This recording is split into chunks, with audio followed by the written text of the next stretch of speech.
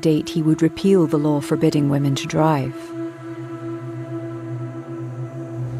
In the lead-up to the new law taking effect, Lujane received a phone call from the authorities.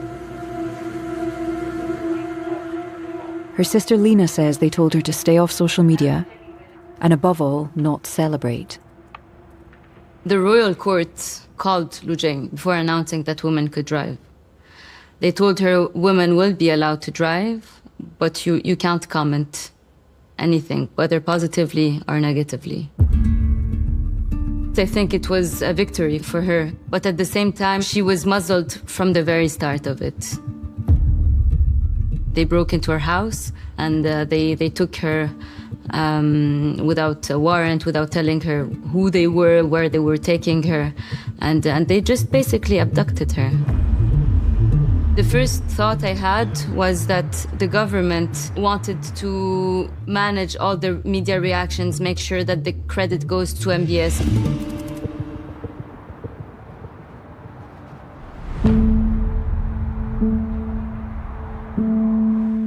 As the clock struck midnight here in Saudi Arabia, the ban on women driving officially ended.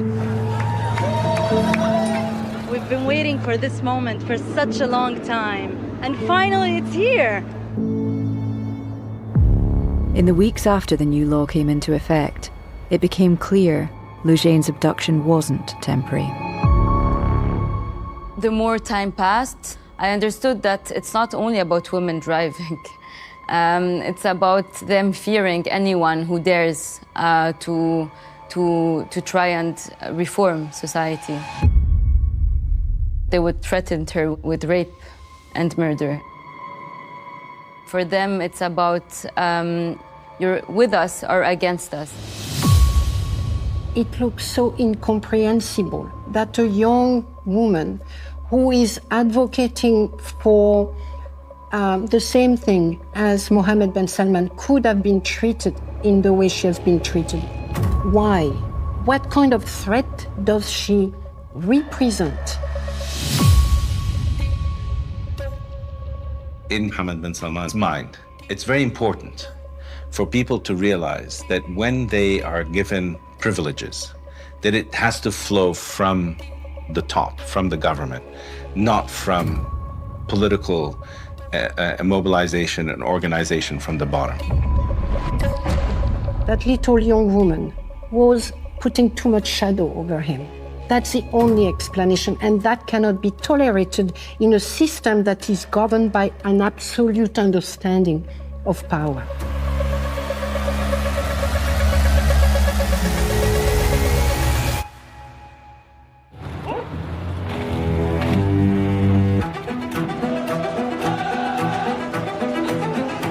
It was becoming clear that while MBS was prepared to loosen some social restrictions, it had to be done on his terms. He continued to tighten freedom of expression. One high-profile Saudi journalist was warned to be silent. Instead, he fled the kingdom. His name was Jamal Khashoggi.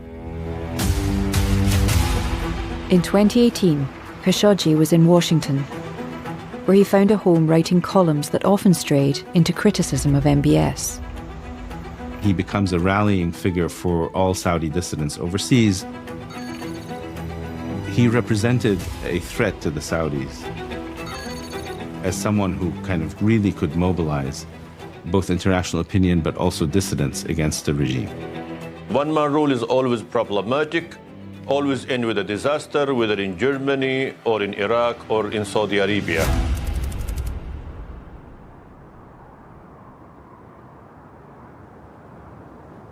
In October 2018, Jamal Khashoggi left Washington and travelled to Turkey to meet his fiancée, a young academic researcher called Hatice Cengiz.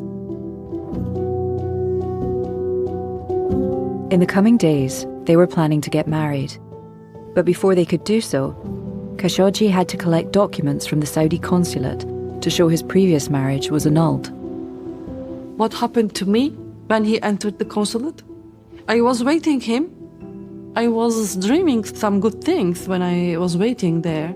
I was waiting with hope and good feelings because it was bigger than my dreams, being with Jamal and getting married with Jamal. We needed these documents to get married officially. Khadija waited 3 hours. I opened my phone and checked the consulate, the working time, and it was saying that the consulate already closed. And then I called the consulate and asked, look, I am waiting outside. It was a young Saudi man. He came out. He said there is no one inside. And then I got really scared. Where is Jamal? What happened to Jamal? Khadija raised the alarm, calling high-profile friends of Jamal in the Turkish government.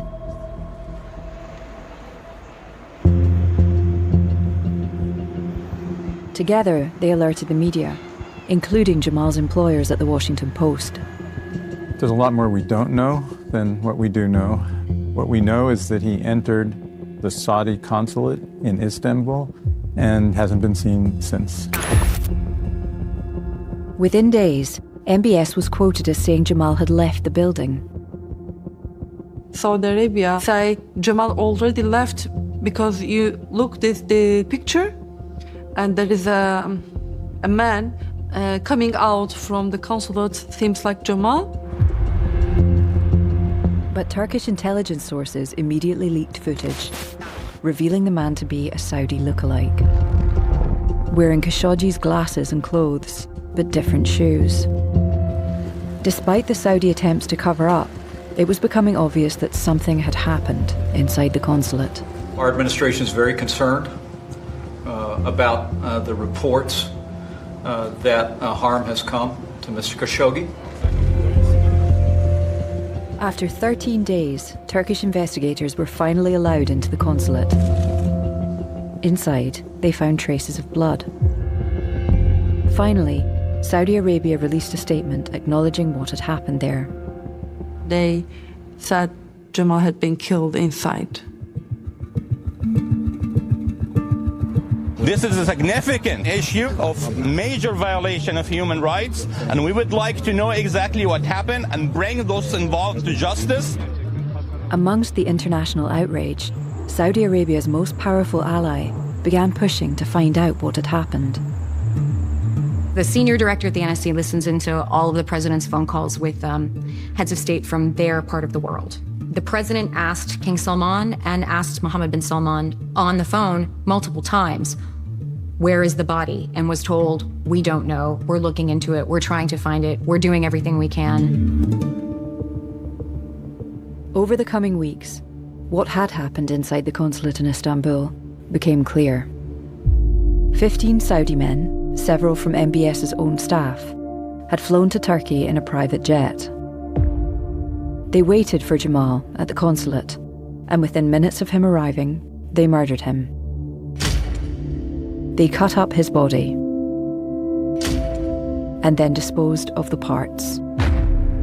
MBS now faced this troubling question. Had he ordered the killing? The CIA has looked at it, they've studied it a lot, they have nothing definitive. And the fact is, maybe he did, maybe he didn't. In one conversation the president had with both King Salman and Mohammed bin Salman,